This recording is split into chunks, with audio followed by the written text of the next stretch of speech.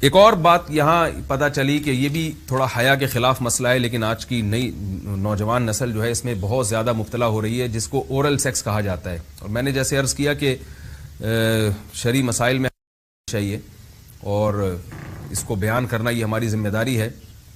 تو یہ چیز بھی انگریزی فلموں سے اور فحش فلموں سے ہماری نئی نسل میں بہت تیزی سے سرایت کر رہی ہے، اور لوگ اس بارے میں علماء سے بہت زیادہ مسائل پوچھتے ہیں، خواتین بھی پوچھتی ہیں جو اس میں مبتلا ہیں.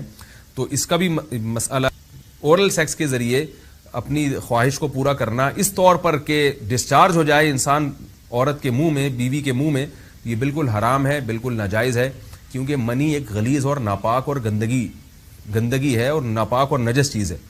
بعض حضرات یہ کہتے ہیں کہ منی پاک ہے، مگر یاد رکھیں منی کے پاک ہونے کے دلائل مضبوط نہیں ہیں، منی کے ناپاک ہونے کے دلائل بہت مضبوط ہیں.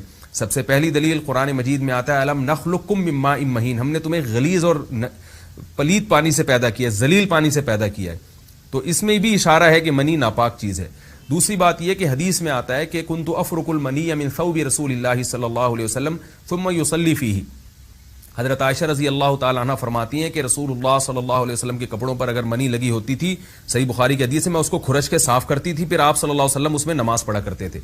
اب بعض حضرات نے یہاں سے استدلال کیا ہے کہ منی اگر ناپاک ہوتی تو حضرت عائشہ اس کو دھوتی، کھرچ کے صاف کرنا اس کی علامت ہے کہ منی پاک ہے. لیکن یہ بات غلط ہے. اگر منی پاک ہوتی تو حضرت عائشہ کو کھرچنے کی ضرورت نہیں تھی. بات یہ ہے کہ وہ نجاست جس کا ایک باقاعدی جسم ہوتا ہے اور وہ کھرچ کے جسم سے یا کپڑوں سے الگ ہو سکتی ہے، تو اس نجاست کو پاک کرنے کا طریقہ یہ ہے کہ اس کو کھرچ دیا جائے.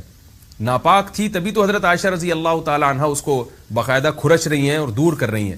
اور گیلی منی کو نبی یہ ثابت ہے کہ حضرت عائشہ رضی اللہ تعالی عنہ آپ صلی اللہ علیہ وسلم کے کپڑوں سے دھویا کرتی تھیں اور آپ صلی اللہ علیہ وسلم اس میں نماز پڑھا کرتے تھے.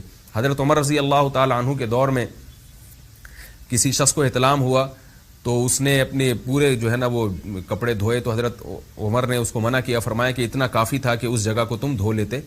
تو اس میں بھی حضرت عمر اس کو باقاعدہ دھونے کا حکم دے رہے ہیں. کسی بھی صحابی نے اعتراض نہیں کیا کہ یار یا امیر المومنین آپ ان کو دھونے کا حکم کیوں دے رہے ہیں، منی تو پاک ہے.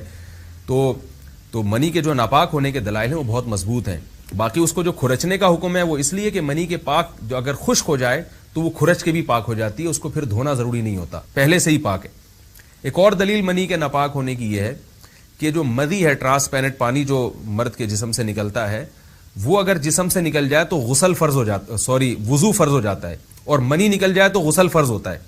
اب یہ کیسی بات ہے کہ مدی کے نکلنے سے جس سے وضو فرض ہو رہا ہے وہ تو ناپاک ہے، اور منی نکلنے سے جب غسل فرض ہو رہا ہے بڑی والی طہارت، تو اس کو ہم پاک قرار دیں. تو اس لیے امام ابو حنیفہ رحمہ اللہ تعالیٰ کا مذہب منی کے بارے میں کہ یہ نجاست غلیظہ ہے، اور امام مالک کا بھی یہی مذہب ہے. یہ مذہب بہت دلائل کے لحاظ سے قوی ہے.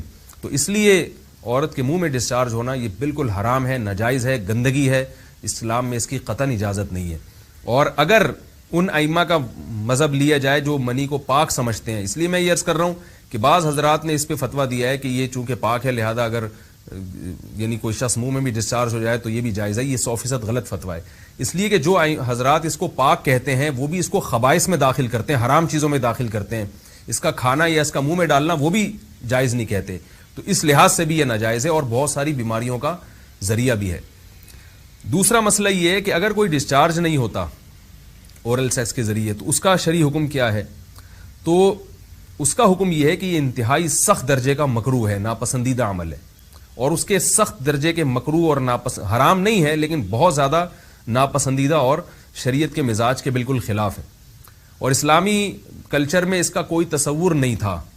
یہی وجہ ہے کہ فقہائے کرام کے ہاں اس چیز کا تذکرہ بہت ہی محدود پیمانے پر ملتا ہے. یہ اس کی علامت ہے کہ مسلمان معاشرہ اس چیز سے بالکل بھی واقف نہیں تھا کہ یہ کیا ہوتا ہے. تو یہ چیز غیروں سے آئی ہے، غیر مسلموں سے ہمارے معاشرے میں جو ان کی موویز دیکھ دیکھ کے، فحش فلمیں دیکھ دیکھ کے نوجوانوں میں اس چیز نے سرایت کیا. ورنہ یہ انسان طبی طور پر اس عمل سے بہت زیادہ نفرت کرتا ہے. کوئی بھی شریف الطبع آدمی ذہنی طور پر اس کے لیے تیار نہیں ہوگا.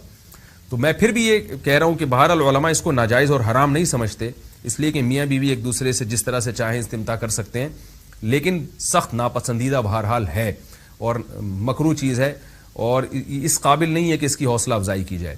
یہ اس کے بارے میں ہے کہ جب یعنی جو ہے وہ ادخال کیا جائے اس فم کے اندر، اس جو ہے مرد اس میں باقاعدہ جو ہے وہ تلذذ حاصل کرے.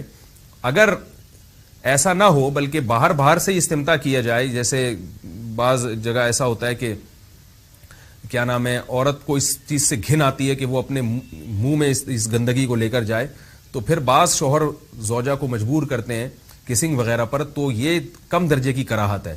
یعنی یہ بھی ناپسندیدہ تو ہے مگر یہ اس درجے کا مکروہ، اس درجے کا ناپسندیدہ نہیں ہے.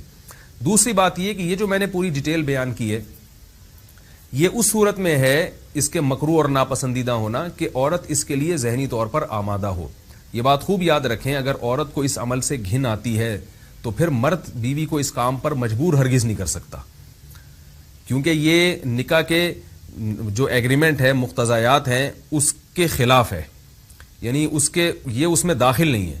عورت اپنے آپ کو ہم بستری سے تو نہیں روک سکتی، مرد جب چاہے گا بیوی سے ہم بستری کر سکتا ہے، عورت کو اجازت نہیں ہے، لیکن خاص اس عمل سے عورت مرد کو روک سکتی ہے اگر وہ ذہنی طور پر